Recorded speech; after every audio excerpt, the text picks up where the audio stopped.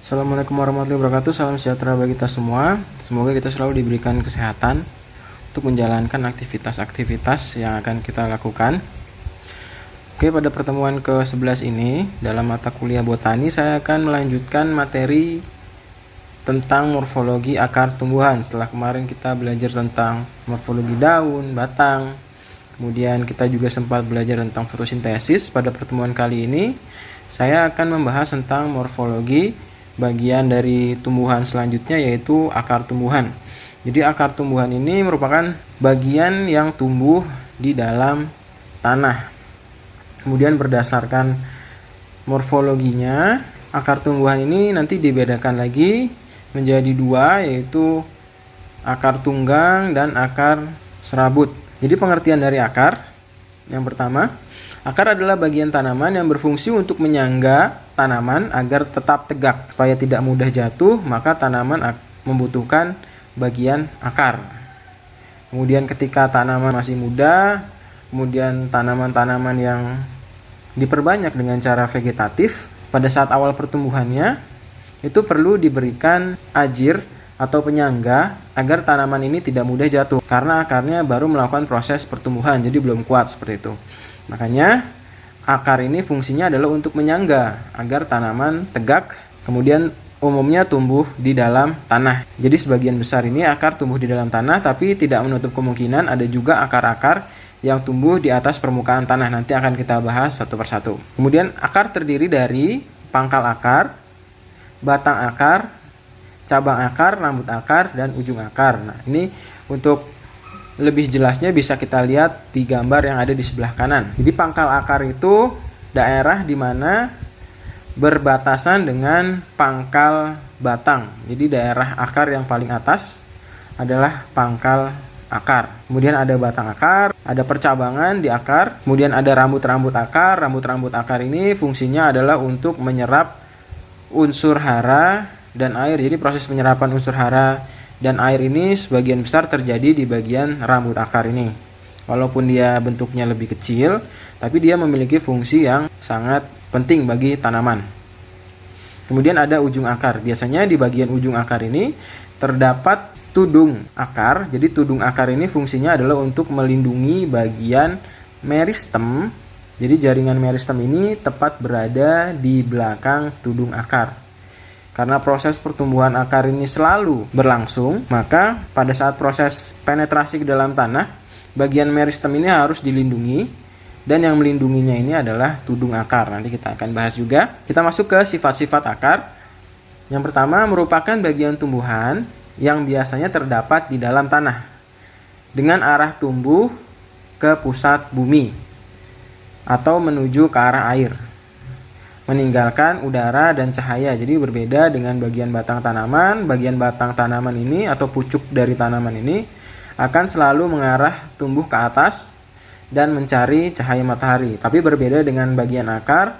Bagian akar ini akan selalu tumbuh ke arah bawah dan mencari sumber nutrisi dan air untuk pertumbuhan dari tanaman tersebut. Kemudian tidak berbuku-buku, tidak memiliki ruas, dan tidak mendukung adanya daun atau sisik maupun bagian yang lainnya. Jadi di bagian tanah ini hanya tumbuh akar. Kemudian tidak memiliki warna hijau, biasanya hanya putih atau kekuningan. Jadi karena memang bagian akar ini tidak melakukan proses fotosintesis, makanya dia tidak memiliki warna hijau, bagian batang dan daun dari tanaman. Kemudian tumbuh terus pada ujungnya, karena memang di bagian ujung dari akar ini terdapat jaringan meristem. Sama seperti bagian pucuk pada tanaman, fungsinya adalah untuk melakukan proses pertumbuhan. Tapi pertumbuhan di bagian akar ini masih kalah dengan bagian batang tanaman. Walaupun dia melakukan proses pertumbuhan, tapi proses pertumbuhan di dalam akar itu akan lebih lambat seperti itu. Kemudian bentuknya seringkali meruncing. Kenapa harus meruncing? Karena untuk memudahkan proses penetrasi ke dalam tanah. Itu fungsi dari akar tanaman. Yang pertama adalah untuk menyokong dan memperkokoh berdirinya tumbuhan di tempat hidupnya. Jadi ada beberapa tanaman yang dia memiliki akar serabut, walaupun sebenarnya dia adalah tumbuhan dikotil. Jadi kita kenal tumbuhan dikotil, monokotil. Salah satu cara untuk membedakannya selain adanya percabangan di bagian atas tanaman, pada bagian akarnya ini, untuk tanaman dikotil biasanya akarnya adalah akar tunggang. Dan untuk tanaman monokotil itu akarnya adalah akar serabut. Tapi untuk tanaman-tanaman yang dikembangbiakan secara vegetatif seperti stek, kemudian cangkok, akar-akar yang tumbuh dari tanaman tersebut nantinya adalah akar-akar serabut, jadi tidak memiliki akar tunggang. Nah, itu merupakan salah satu kelemahan dari proses perbanyakan secara vegetatif. Contohnya seperti ketika kita ingin mencangkok tanaman duren atau mangga, ketika hasil proses pencangkokan ini berhasil, akar yang tumbuh dari tanaman baru ini itu adalah akar serabut, bukan akar tunggang. Tidak seperti induknya seperti itu. Untuk menyerap air dan unsur hara, kemudian mengangkut air dan zat hara makanan dari bagian akar ke bagian tumbuhan yang lain. Karena memang unsur hara itu berada dalam tanah, makanya si tanaman ini memerlukan akar untuk melakukan proses penyerapan unsur hara. Dan ketika sudah diserap, nanti unsur hara ini nanti akan disebarkan oleh jaringan pengangkut yang terhubung ke seluruh bagian tanaman, mulai dari akar sampai ke pucuk dari tanaman. Beberapa tanaman menjadikan akar ini sebagai tempat penyimpanan cadangan makanan. Contohnya seperti wortel, kemudian kentang, ubi kayu atau singkong, dan ubi, tanaman ubi. Tanaman-tanaman ini melakukan proses penyimpanan cadangan makanan di bagian akar tanaman, sehingga tanaman-tanaman yang tadi disebutkan itu memiliki bagian akar yang membesar. Karena memang di dalam akar tersebut tersimpan zat-zat makanan yang dikumpulkan dari hasil proses fotosintesis. Kemudian untuk tanaman-tanaman yang merambat, ada struktur akar yang dapat membantu dalam proses perambatan. Seperti itu. Contohnya seperti tanaman sirih. Pada tanaman sirih ini terdapat akar-akar adventif yang membantu dalam proses dia bisa merambat. Jadi tanaman ini akan selalu mencari cahaya matahari. Dan untuk membantu proses penangkapan cahaya matahari ini, tanaman akan tumbuh ke daerah yang lebih tinggi. Nah, untuk tanaman-tanaman yang merambat ini, dia bisa tumbuh lebih tinggi melalui proses perambatan atau menempel pada sesuatu benda atau tanaman lain seperti itu untuk mendapatkan cahaya matahari. Kemudian untuk membantu menyerap oksigen, jadi ada beberapa tanaman yang dia memiliki akar yang berada di atas permukaan tanah yang memang fungsinya adalah untuk menyerap oksigen. Karena memang oksigen diperlukan oleh bagian akar, salah satunya adalah untuk melakukan proses penyerapan unsur hara dan air. Jadi ada sebuah artikel yang menyatakan bahwa ketika pada bagian perakaran ini aerasinya bagus, oksigennya tersedia, maka proses penyerapan unsur hara dan airnya ini akan berjalan lancar. Tapi ketika keberadaan oksigen di bagian akar tanaman ini terhambat atau kondisinya tergenang, maka dalam proses penyerapan unsur haranya akan terhambat. Kemudian ada juga akar-akar yang dimiliki oleh tanaman bakau, tanaman yang hidup di air, yang dia memang kondisinya ini tergenang. Jadi untuk menyerap oksigen, dia membentuk akar-akar khusus untuk membantu proses penyerapan oksigen. Nanti akan kita bahas di belakang. Nah, ini adalah skema bagian akar tumbuhan. Tadi sudah kita bahas sedikit. Jadi bagian yang pertama adalah leher akar. Leher akar atau pangkal dari akar. Yang kedua adalah cabang akar. Yang ketiga adalah batang akar. Yang keempat serabut akar. Yang kelima ada rambut akar. Yang keenam ada ujung akar. Dan yang ketujuh adalah tudung akar. Nah, tudung akar ini nanti fungsinya adalah untuk melindungi akar dalam proses penetrasi ke dalam tanah. Kemudian kita masuk ke sistem perakaran tumbuhan. Berdasarkan sistem akarnya, perakaran ini dibedakan menjadi dua, yaitu serabut dan akar tunggang. Akar serabut adalah sistem perakaran yang terdapat pada tumbuhan monokotil. Akar ini terdiri dari sejumlah akar kecil, ramping, dan berukuran sama. Perakaran serabut ini terbentuk pada waktu akar primer membentuk cabang sebanyak-banyaknya. Kemudian yang kedua adalah akar tunggang. Sistem perakaran ini terdapat pada tumbuhan dikotil. Akar ini terdiri dari sebuah akar yang besar, kemudian memiliki beberapa cabang dan ranting akar. Akar ini adalah hasil perkembangan dari akar primer dari biji yang berkecambah. Jadi terdapat perbedaan antara sistem perakaran serabut dan tunggang. Untuk yang tunggang, dia memiliki sebuah akar yang besar, kemudian dari akar yang besar ini mengalami proses percabangan seperti itu. Sementara pada akar serabut, bentuk dan ukuran dari akarnya ini sama, tidak ada yang besar seperti itu. Nah, ini adalah contohnya perbedaan antara akar tunggang dan akar serabut. Contohnya untuk akar serabut ini terdapat pada tanaman rumput-rumputan, kemudian akar tunggang ini contohnya seperti pada tanaman buah-buahan seperti mangga, duren, itu termasuk ke dalam akar tunggang seperti itu. Kemudian kita masuk ke dalam anatomi akar. Jadi ketika akar ini dipotong secara melintang, itu terdapat jaringan-jaringan yang melindungi akar tersebut. Jadi bagian yang terluar ini adalah jaringan epidermis, dan di jaringan epidermis ini terdapat root hair atau rambut akar, yang mana pada pertemuan sebelumnya kita sudah pelajari bahwa salah satu hasil modifikasi dari epidermis adalah rambut akar. Kemudian setelah epidermis terdapat jaringan korteks. Setelah jaringan korteks terdapat endodermis, dan setelah endodermis itu terdapat perisikal, baru masuk ke dalam jaringan angkut, yaitu jaringan xilem dan jaringan floem. Kemudian kita masuk ke susunan jaringan akar. Yang pertama ada epidermis, korteks, endodermis, prokambium, dan berkas pembuluh. Berkas pembuluh itu adalah jaringan xilem dan floem atau jaringan pengangkut. Kita bahas yang pertama, epidermis akar. Epidermis ini adalah jaringan yang tersusun atas sel yang rapat, karena memang dia fungsinya adalah untuk melindungi bagian dalam tanaman, baik itu di jaringan daun, batang, kemudian di akar. Jadi jaringan epidermis ini adalah jaringan yang terluar, yang memang dia fungsinya adalah melindungi bagian yang ada di dalam tanaman. Kemudian hanya ada satu lapis sel epidermis, kemudian di epidermis juga terdapat bulu akar yang merupakan modifikasi dari sel epidermis yang bertugas untuk menyerap air dan garam-garam mineral terlarut. Kemudian dinding sel epidermis ini mudah untuk dilewati air, karena memang fungsi dari akar ini adalah tempat untuk melakukan proses penyerapan hara dan air. Kemudian selanjutnya adalah jaringan korteks. Jaringan korteks ini terletak langsung di bawah jaringan epidermis. Sel-selnya ini tidak tersusun rapat, sehingga banyak ruang antar sel. Sebagian besar dibangun oleh jaringan parenkim. Selain tersusun oleh jaringan parenkim, korteks ini juga tersusun oleh jaringan kolenkim dan sklerenkim. Selanjutnya adalah jaringan endodermis.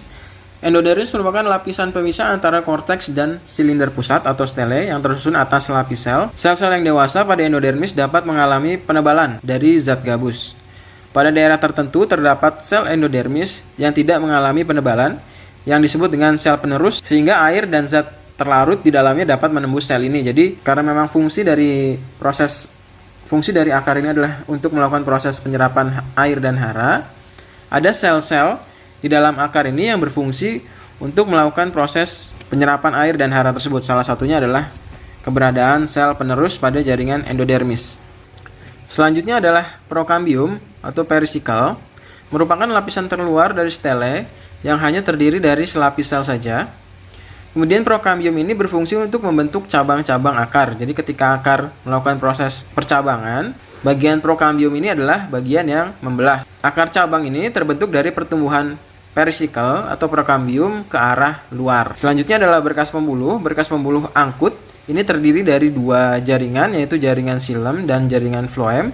Jaringan xilem ini adalah jaringan yang berfungsi untuk mengangkut air dan hara dari tanah ke bagian tanaman. Jaringan floem ini berfungsi untuk mengangkut hasil fotosintesis dari daun dan mengedarkannya ke seluruh bagian tumbuhan. Kemudian ada yang dikenal dengan rambut akar. Rambut akar ini adalah bulu halus pada akar, biasanya berukuran kecil, terdapat pada sisi akar utama dan percabangan akar, dan dia menempel pada jaringan epidermis atau bagian terluar dari akar tanaman. Karena memang bagian rambut akar ini adalah modifikasi dari lapisan epidermis yang fungsinya adalah untuk menyerap air dan hara. Kemudian rambut akar ini juga berfungsi untuk memperkuat daya cengkram tanaman ke dalam tanah, karena rambut akar ini mampu menembus celah kecil dalam partikel-partikel tanah. Keberadaan rambut akar pada akar tanaman mampu membantu memperluas bidang permukaan akar, sehingga semakin besar kemampuan akar ini untuk menjangkau air dan hara.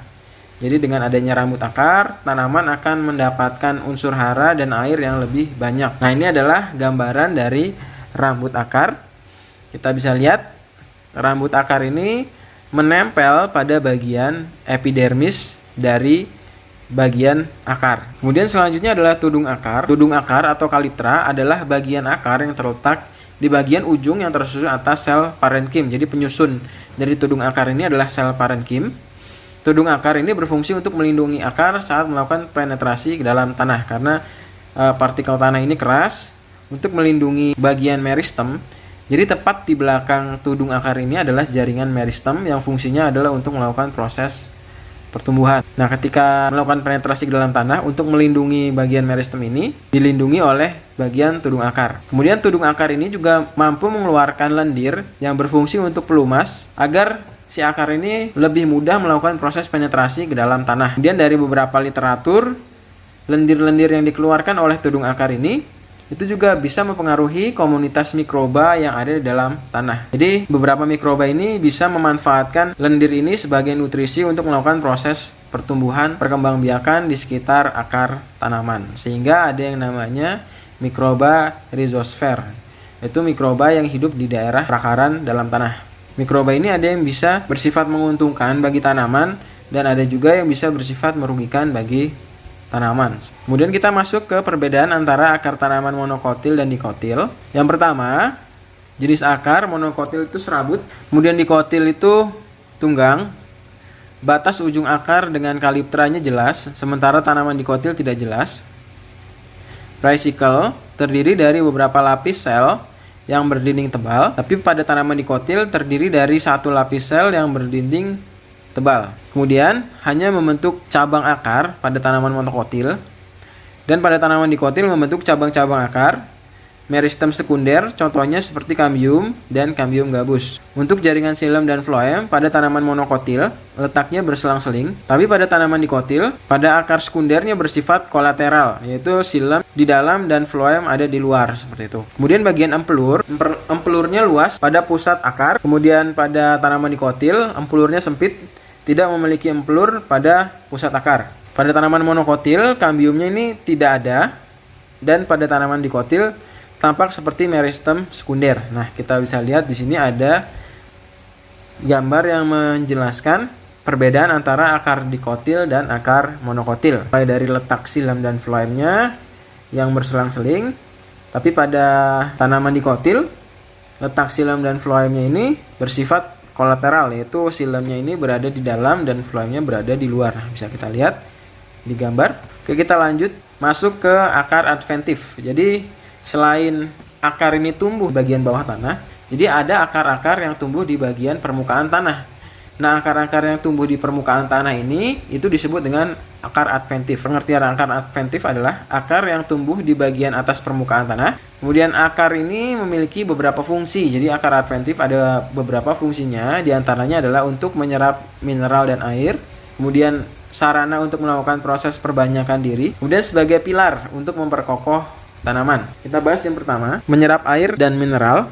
Karena akar adventif ini adalah akar, maka fungsi utamanya adalah untuk melakukan proses penyerapan air dan hara.